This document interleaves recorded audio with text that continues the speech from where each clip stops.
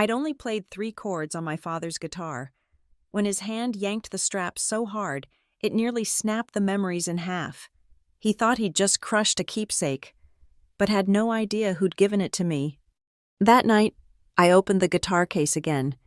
Beneath the velvet lining was a sealed envelope, an embossed legal seal, and a name that could burn down an entire fake family.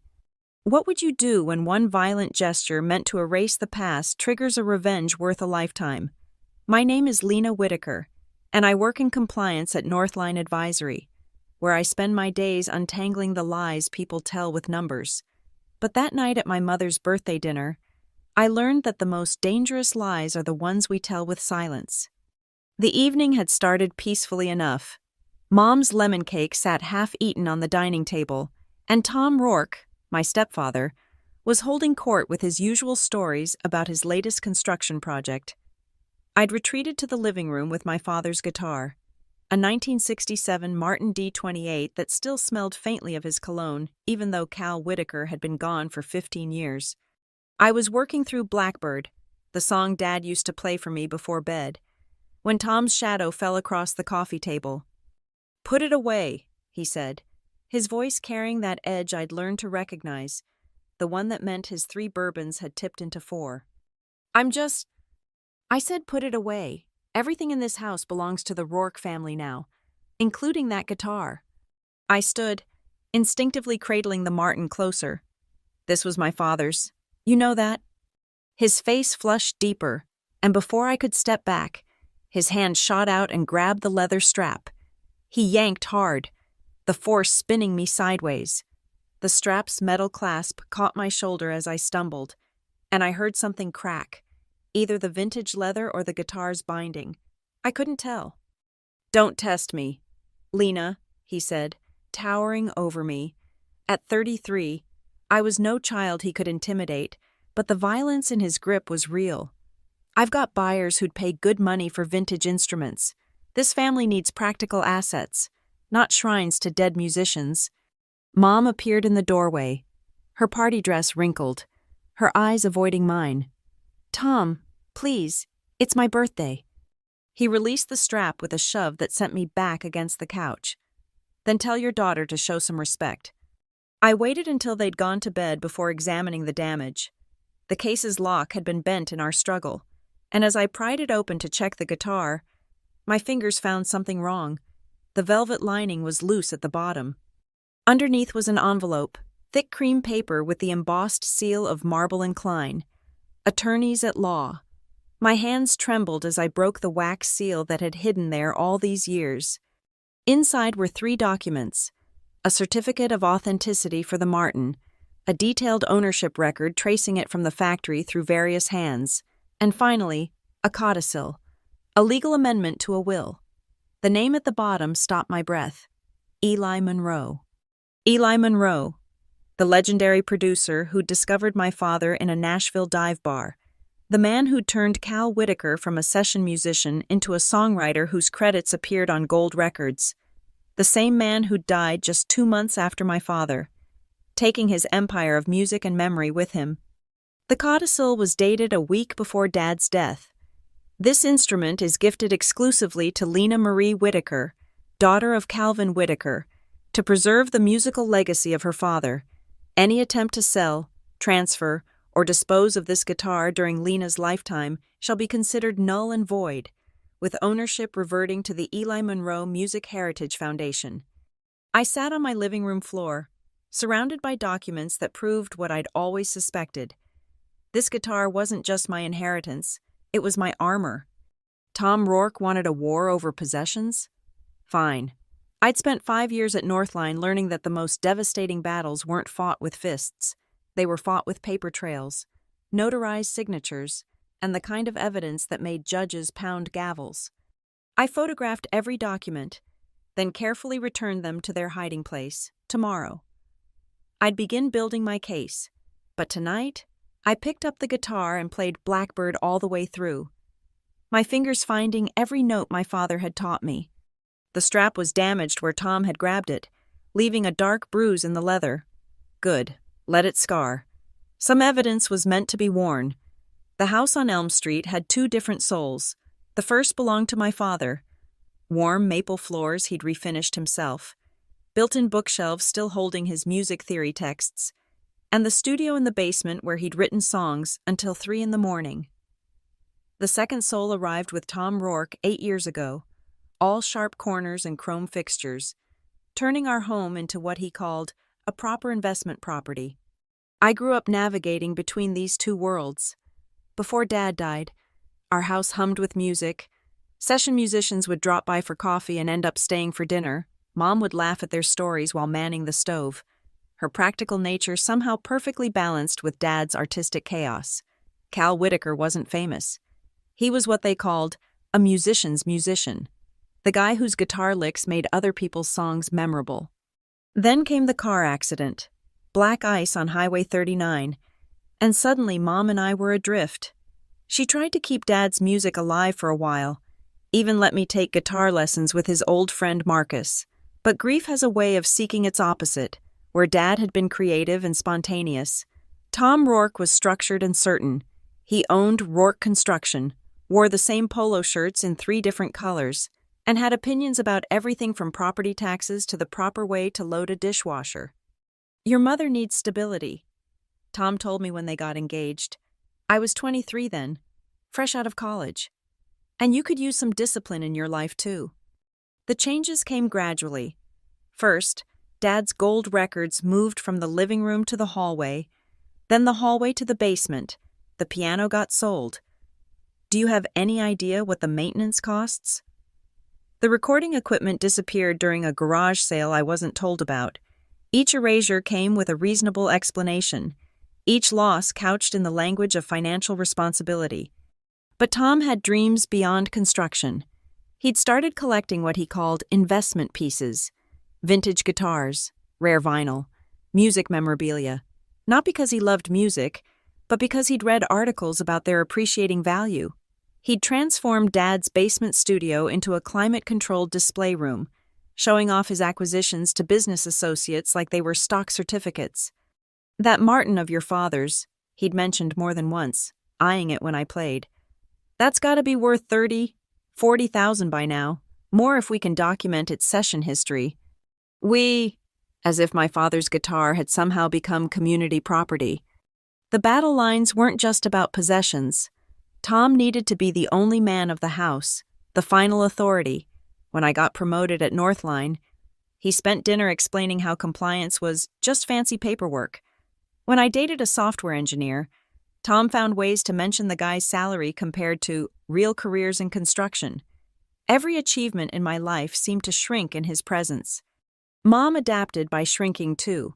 The woman who once hosted 30 people for Dad's birthday now asked Tom's permission before inviting her sister for coffee.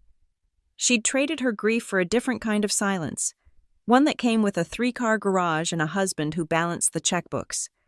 "He's good to me," she'd say when I pressed. "He's good to us." But good had conditions. Good meant not mentioning Dad at dinner. Good meant letting Tom tell his clients that the music room was his vision. Good meant watching him eye my guitar like a wolf sizing up prey. The financial boundary was crystal clear in Tom's mind. Everything under this roof fell under the Rourke family umbrella. He'd even had Mom add him to the deed. For tax purposes. The only thing standing between him and total ownership was me, the stubborn daughter who wouldn't just marry some contractor's son and complete his perfect suburban tableau. That's why finding Eli Monroe's documents changed everything. It wasn't just about keeping my father's guitar. It was proof that some things couldn't be absorbed into Tom Rourke's empire. Some legacies came with legal teeth. I thought about Eli that night as I researched codicils and ownership law. He'd known exactly what kind of man would circle my mother after Dad died. That's why he'd hidden the papers, sealed them away like a time bomb waiting for the moment when someone would try to take what wasn't theirs. Tom Rourke had made one crucial mistake. He thought everything could be reduced to market value, but he'd never understood that some things were worth more than money. They were worth fighting for. Monday morning at Northline Advisory, I attacked my caseload with newfound purpose. My cubicle walls were covered with flowcharts tracking shell companies and fraudulent invoices. The same skills I'd need for my personal war. My supervisor, Janet Huang, often said I had a gift for seeing patterns where others saw chaos. Time to use that gift. Working on the Meridian construction audit? Janet asked, peering over my shoulder at a spreadsheet dense with serial numbers. Cross-referencing equipment purchases with delivery confirmations, I replied. Amazing how many contractors bill for items that never arrive. She smiled. That's why we hired you. You think like a detective. If only she knew. During lunch, I drove to Maple and Fret, the vintage guitar shop on Morrison Avenue, the same shop whose letterhead appeared on one of the maintenance receipts I'd found tucked in my father's case. The owner, Dmitry Volkov, remembered both my father and the Martin. Cal brought it in every 6 months like clockwork, Dmitry said, pulling out a leather-bound ledger. See? Here's his signature. And here. He flipped pages. The last service, 2 weeks before he passed. He was particular about documentation. I need copies of everything, I said. Service records, receipts, any photographs. Dmitry studied me with knowing eyes. Someone trying to claim it's theirs? Something like that. He disappeared into the back office and returned with a manila folder. I learned long ago to keep duplicates. Your father wasn't the only musician worried about vultures. The papers were gold, detailed service logs, photographs of my father with the guitar at various gigs, even a notarized statement about its authenticity. But the real treasure was a photo from 1995. My father, Eli Monroe, and a young me sitting on the studio floor. The Martin between us, on the back, in Eli's handwriting, Cal, Lena, and the music that binds them. Back at the office, I used Northline's databases for what I told myself was practice. The Martin's serial number traced back through 3 owners before my father. Each transaction was clean, documented, legal. More importantly, I found the guitar's insurance appraisal from 2010, valued at $45,000 for historical significance and session work provenance. Tom's text came while I was deep in research. Your attitude yesterday was unacceptable. We need to discuss your living arrangements if you can't respect this family. I screenshot it. Evidence file number 1. That evening, I started building my timeline. Tom's interest in the guitar wasn't new. I found emails in my sent folder from 2 years ago. Him asking if I'd considered selling Dad's old guitar for something more practical, like a car down payment. My responses were firm but polite. His follow-ups grew increasingly insistent. Then I searched for Stonebridge Auctions, the high-end auction house Tom had mentioned to his golf buddies. Their website featured upcoming lots. Vintage instruments were their specialty. The submission deadline for their spring catalog was in 10 days. I created a new folder on my personal laptop, Operation Blackbird. Inside went subfolders, legal documents, correspondence, financial records, witness statements. Each file was backed up to 2 different cloud services. My compliance training had taught me that redundancy was king and documentation was queen. The codicil required special attention. I researched Eli Monroe's death, finding his obituary in Rolling Stone. He died of a heart attack just 2 months after my father. His estate worth millions. Most went to music education charities, but there were specific bequests to preserve the legacy of artists he'd mentored.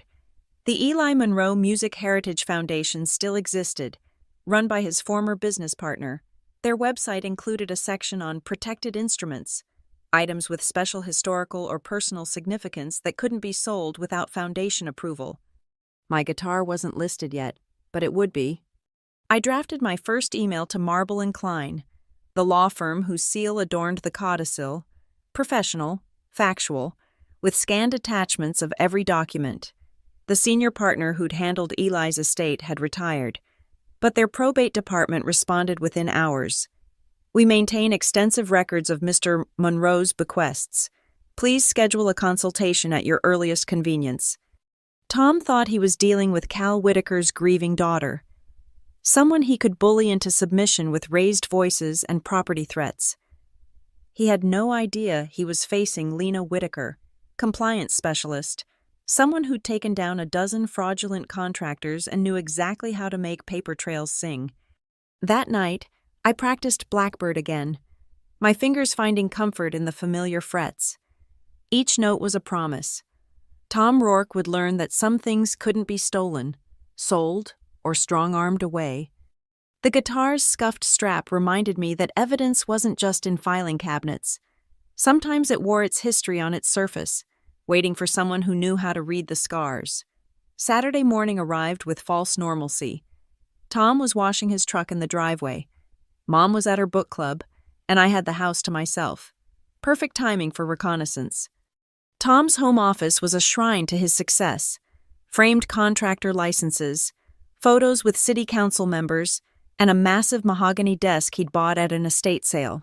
He kept it locked, but I'd learned his patterns.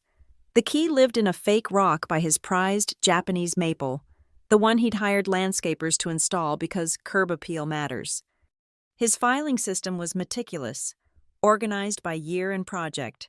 I photographed everything quickly, careful to return each folder exactly as I'd found it. Construction contracts, tax documents, business correspondence, nothing unusual until I reached a manila folder labeled Alternative Investments. Inside were printouts from various auction houses, including Stonebridge. Vintage guitars dominated the research, with highlighted sections about market appreciation and investment potential.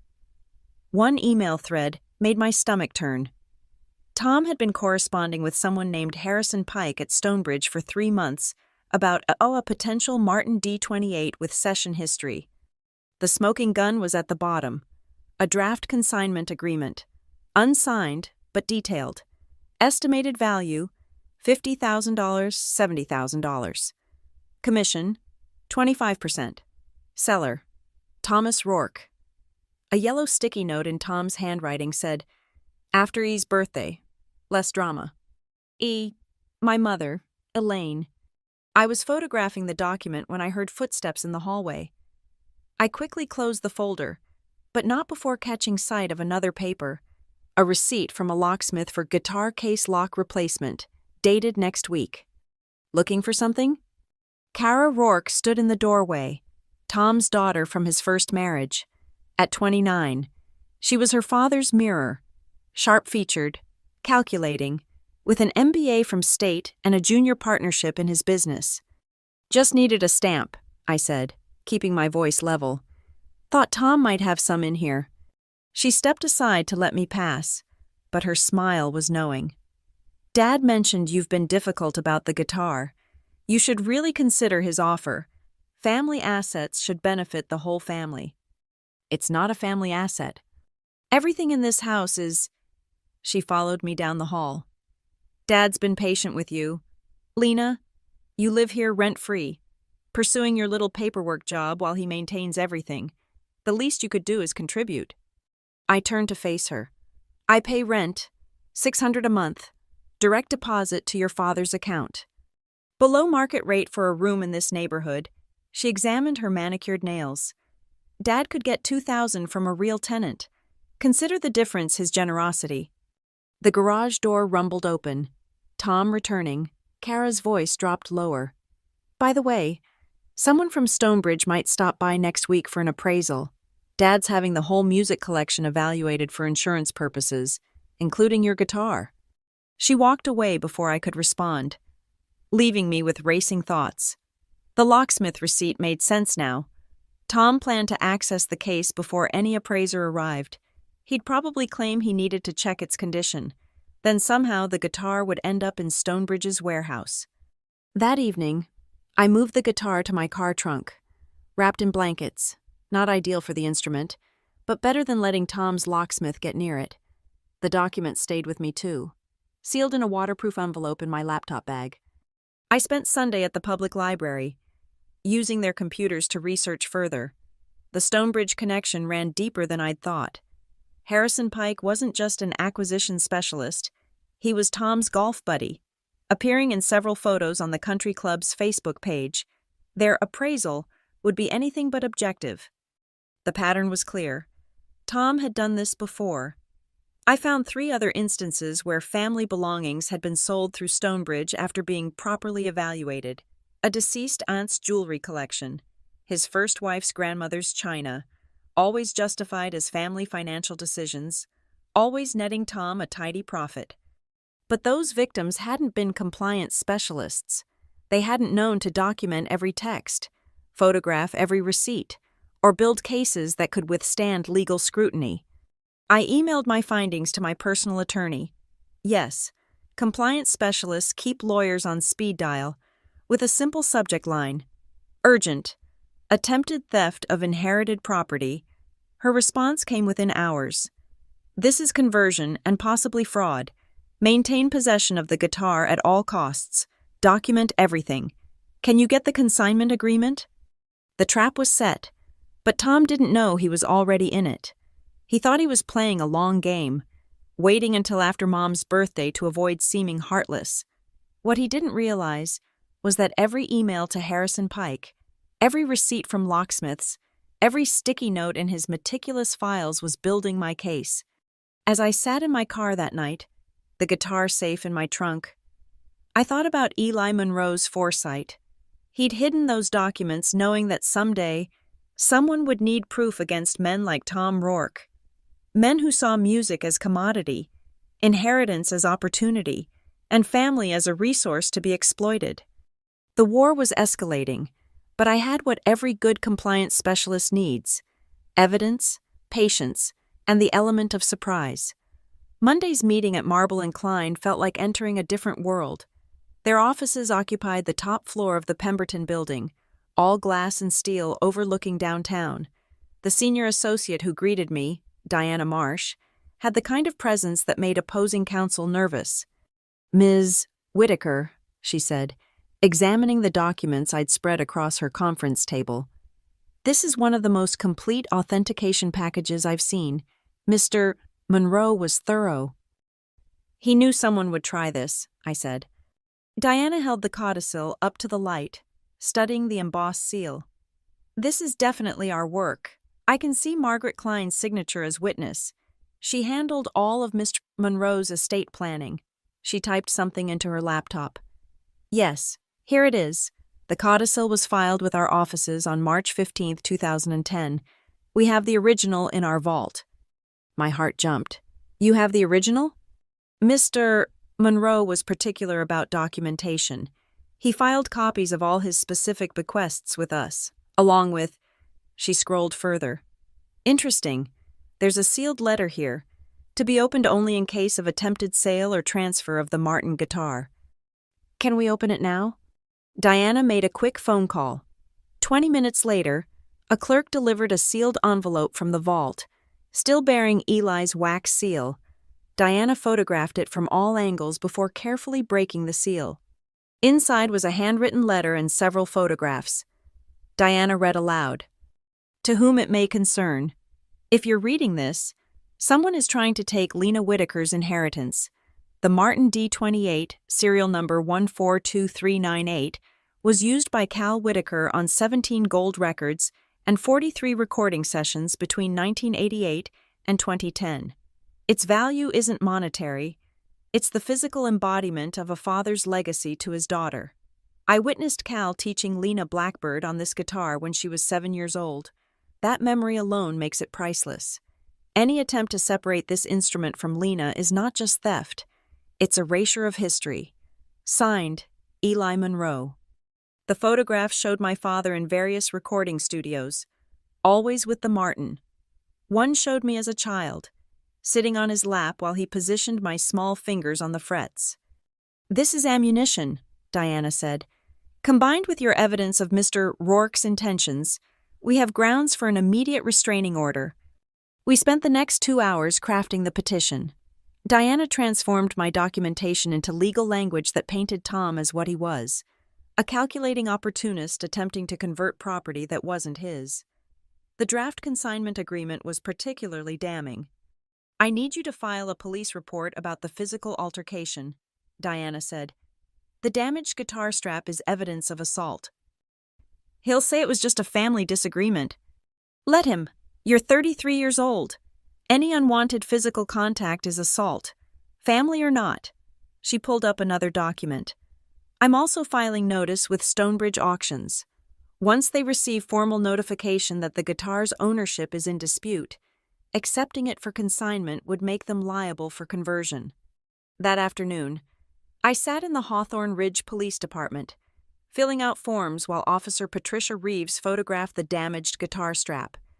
Domestic situations are tricky, she said carefully, but you're doing the right thing. Documentation creates patterns, and patterns matter in court. By Wednesday, the legal machine was in motion. The courthouse clerk stamped my temporary restraining order at 3:47 p.m.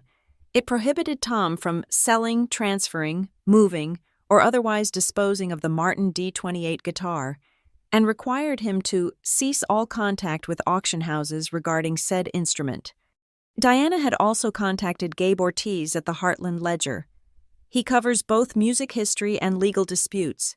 This story, legendary producer protects musicians' legacy from beyond the grave. That's his wheelhouse. I don't want publicity, I said. You want pressure, Diana corrected. Tom Rourke cares about his reputation. The threat of public exposure might matter more than any court order. Thursday morning, I received a text from Mom. Tom knows about the police report. Please come home so we can discuss this as a family. I responded, I'll discuss it through lawyers. The tarot will be served tomorrow. Her next text broke my heart. Why are you destroying our family over a guitar? But I wasn't destroying anything. I was preventing a theft that had been 3 months in planning, protecting a legacy that had been 15 years in the keeping. If that looked like destruction to her, maybe she'd forgotten what building something real looked like. The Martins stayed in my trunk, wrapped in blankets and protected by law. Tomorrow, Tom would be served papers at his office, in front of his employees. The man who prided himself on control was about to learn what it felt like when someone else held the documents that mattered. Diana called that evening with one last update. The Eli Monroe Music Heritage Foundation wants to officially register your guitar in their protected collection, with your permission, of course. What does that mean? It means that guitar becomes historically significant. Any future attempt to sell it without foundation approval would be like trying to fence a stolen Monet. It's protected for life. I gave permission immediately. One more layer of armor. One more document proving that some things were never meant to be sold. The legal trap was ready. Now all I had to do was wait for Tom to walk into it. The Mill and Oak restaurant occupied a converted grain warehouse on the riverfront. All exposed brick and Edison bulbs. Exactly the kind of place Tom used to impress clients. I arrived 15 minutes after his reservation, giving him time to settle into what he thought was his victory dinner. The maitre d' recognized me. Ms. Whitaker, your party is in the private dining room. Through the glass doors, I could see them. Tom holding court at the head of the table. Harrison Pike from Stonebridge to his right. 2 other men I recognized as collectors from the country club, and Kara taking notes on her tablet like this was just another business meeting. I wasn't alone. Diana Marsh walked beside me in a charcoal suit that probably cost more than Tom's monthly truck payment. Behind us, a process server named Marcus held a manila envelope, and Officer Reeves stood ready in case things escalated. We'd coordinated this like a compliance raid. Everyone knew their role. Tom saw me first, his face shifting from annoyance to confusion as he registered my companions. Lena, this is a private business dinner. I know, I said, pulling out a chair at the opposite end of the table. I believe you're discussing the sale of my guitar. Harrison Pike shifted uncomfortably. Tom, you said the estate matters were settled.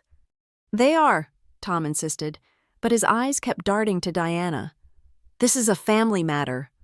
Diana smiled the way sharks probably smiled, right before feeding time. Actually, it's a legal matter. Mr. Pike, I'm Diana Marsh from Marble and Klein. I believe you've already received our cease and desist letter regarding the Martin guitar. Harrison's face went pale. That arrived this afternoon. Tom, you said...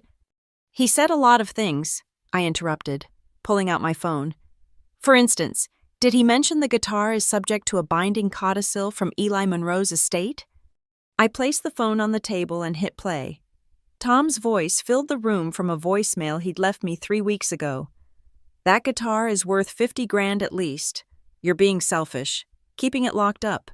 This family needs liquid assets, not some shrine to your dead father."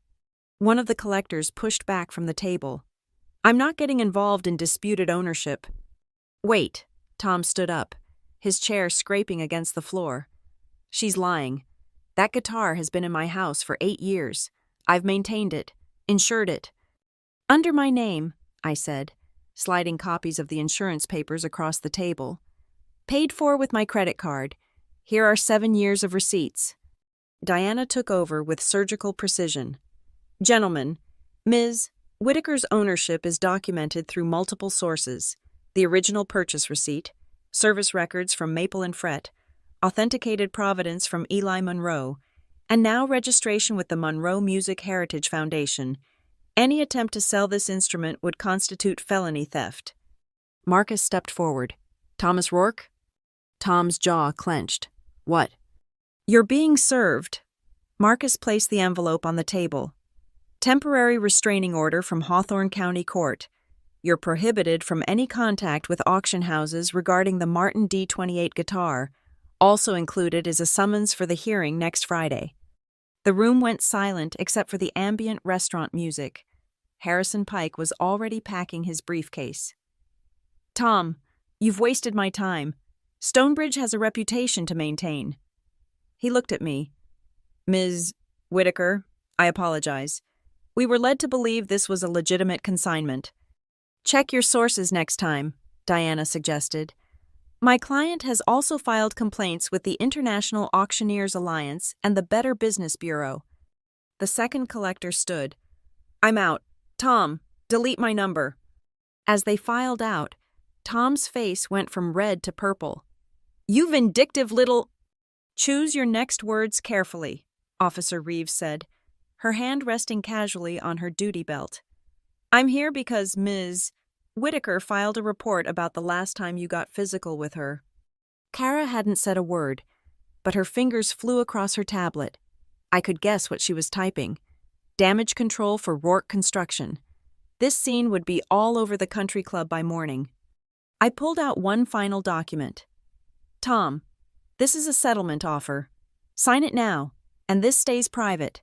Refuse, and Gabe Ortiz from the Heartland Ledger runs his story tomorrow. Headlines already written. Local contractor attempts to steal dead musician's legacy." Tom snatched the paper. The terms were simple. He acknowledged my sole ownership of the guitar, agreed to pay my legal fees, and accepted a permanent restraining order regarding any items that belonged to my father. In exchange, I wouldn't pursue criminal charges or speak to the media. "This is extortion," he hissed. "No," Diana corrected. "Extortion would be if Ms. Whitaker threatened to expose something false. Everything in Mr. Ortiz's article is documented fact. This is merely giving you the opportunity to avoid public embarrassment." Tom's hand shook as he signed. Each letter of his name was an admission of defeat, witnessed by his own daughter and the process server. I stood to leave, then turned back. "The locksmith you hired?" I called them, canceled the appointment, told them there'd been a family dispute, and the lock was no longer needed. His face was a masterpiece of impotent rage. The man who'd controlled my mother with guilt, who'd tried to erase my father piece by piece, who'd grabbed that guitar strap thinking violence would make me comply. He'd just signed away any power he thought he had. "One more thing," I added. "Mom's name is still on the house deed. Alone. I checked." The private dining room at Mill and Oak had become a courtroom, and I was about to present my closing argument. The staff had discreetly closed the doors, giving us privacy for what came next. "Before you leave," I said, reaching into my bag, "there's something you should see." I connected my tablet to the restaurant's presentation screen. Perks of knowing the IT manager from my compliance work. The first image that appeared was my father, young and focused, sitting in Sun Studios with the Martin across his lap. "That's 1989, I said. Dad's first session with Eli Monroe. They were working on what became Marissa Cole's breakthrough album. Dad played rhythm guitar on every track."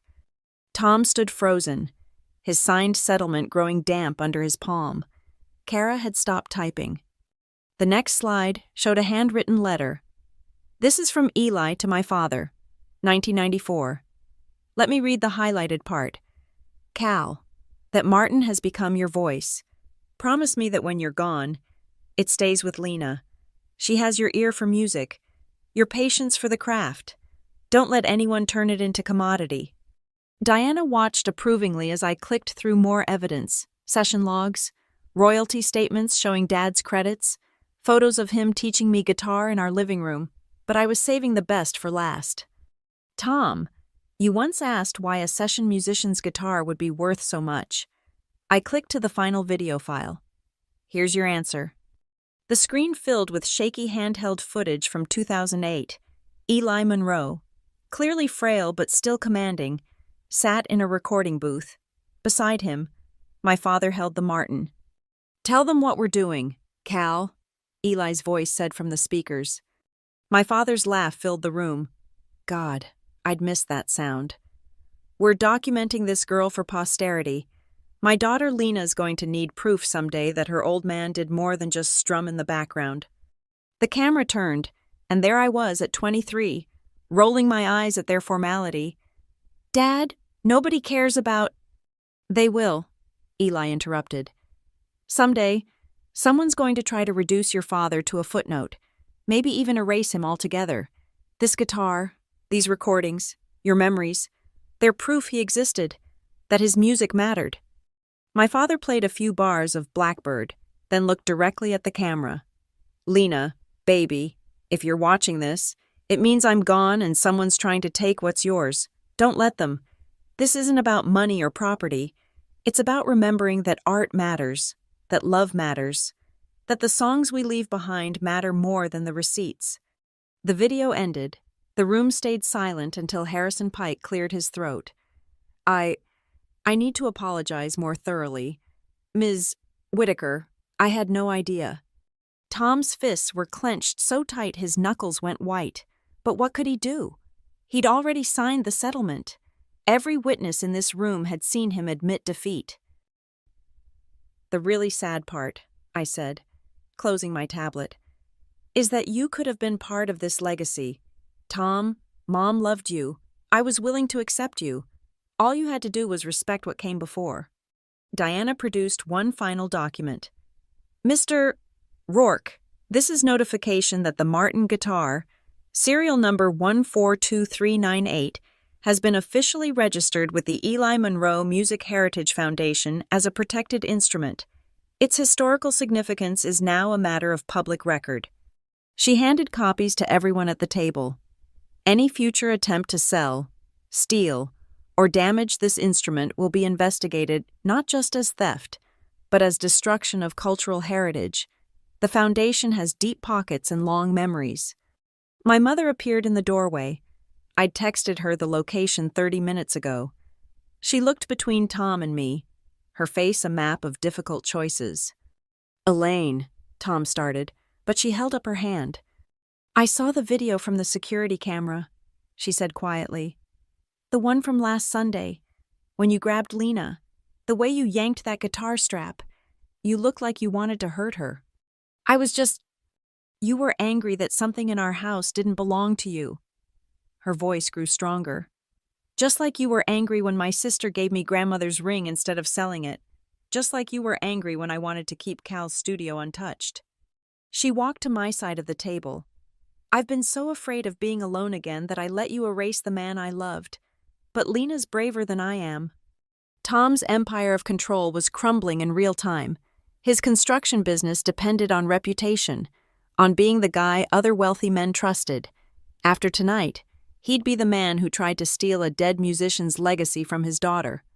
"The settlement offer expires when we leave this room," Diana noted, checking her watch. "After that, Ms. Whitaker is free to pursue all legal remedies, including criminal charges for assault and attempted grand larceny." Tom grabbed the pen again, initialing every page with sharp, angry movements.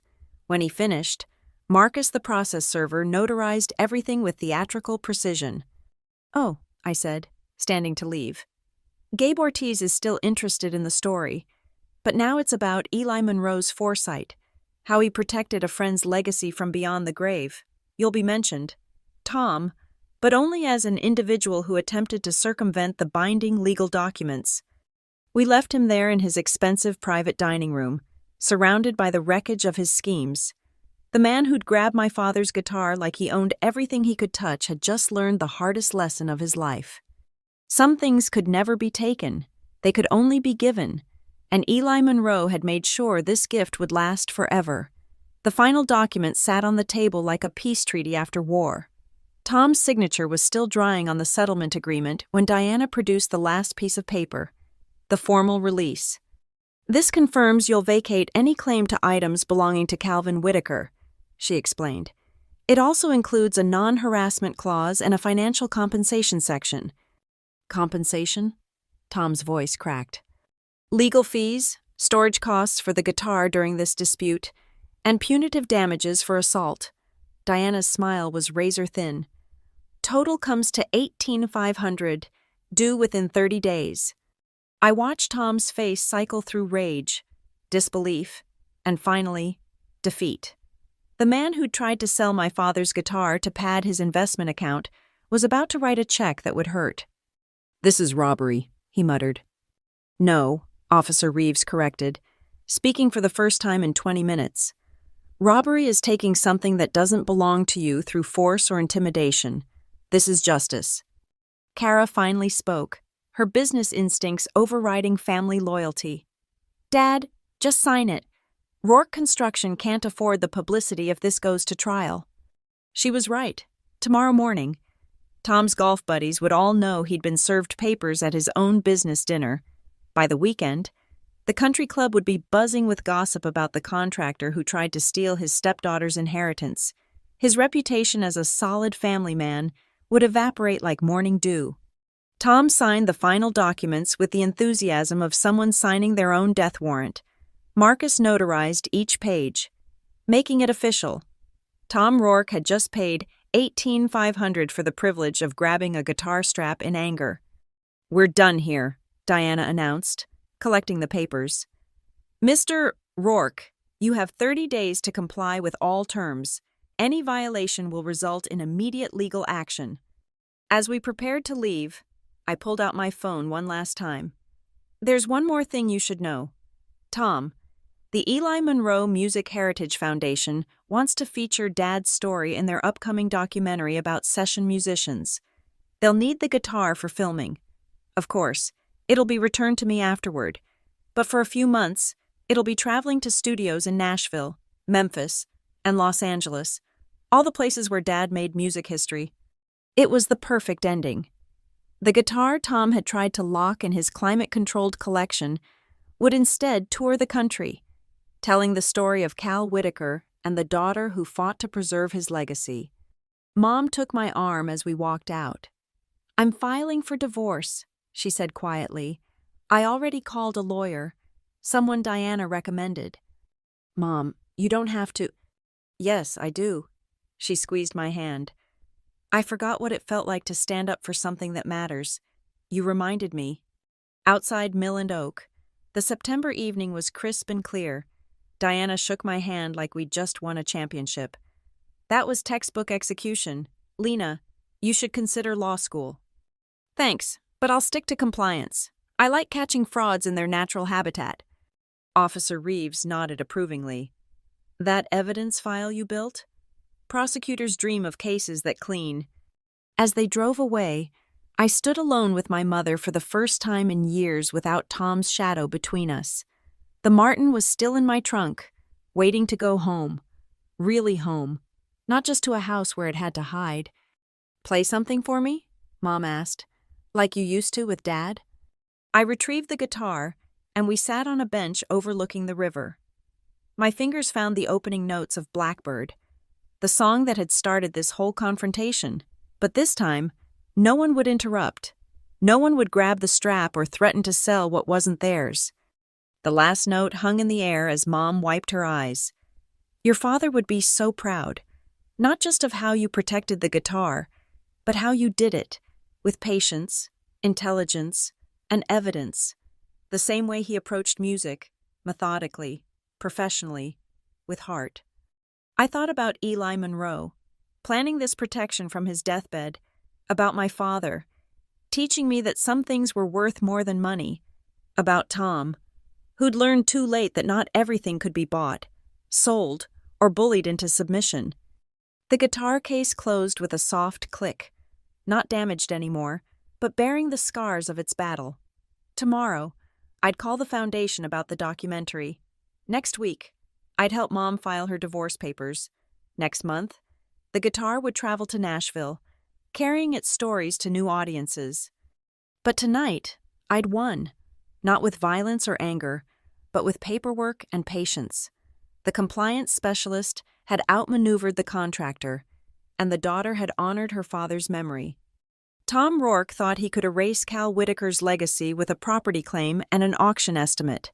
Instead, he'd paid $18,500 to learn what Eli Monroe always knew. Some inheritances came with their own protection, written in legal documents and sealed with love. As Mom and I walked back to our cars, the Martin safe in its case, I whispered a thank you to two men who'd seen this coming. They'd made sure that when someone tried to take what was mine, I'd have everything I needed to fight back. The revenge was complete. The guitar was safe. The music would play on. Thank you so much for listening to this story of justice and family legacy. I'd love to know where you're listening from. Drop a comment below and let's connect. If this story resonated with you, please subscribe to the channel and share your thoughts about Lena's journey. Did she handle Tom the right way? What would you have done in her place? Your stories and perspectives make this community special. Until next time, keep fighting for what matters.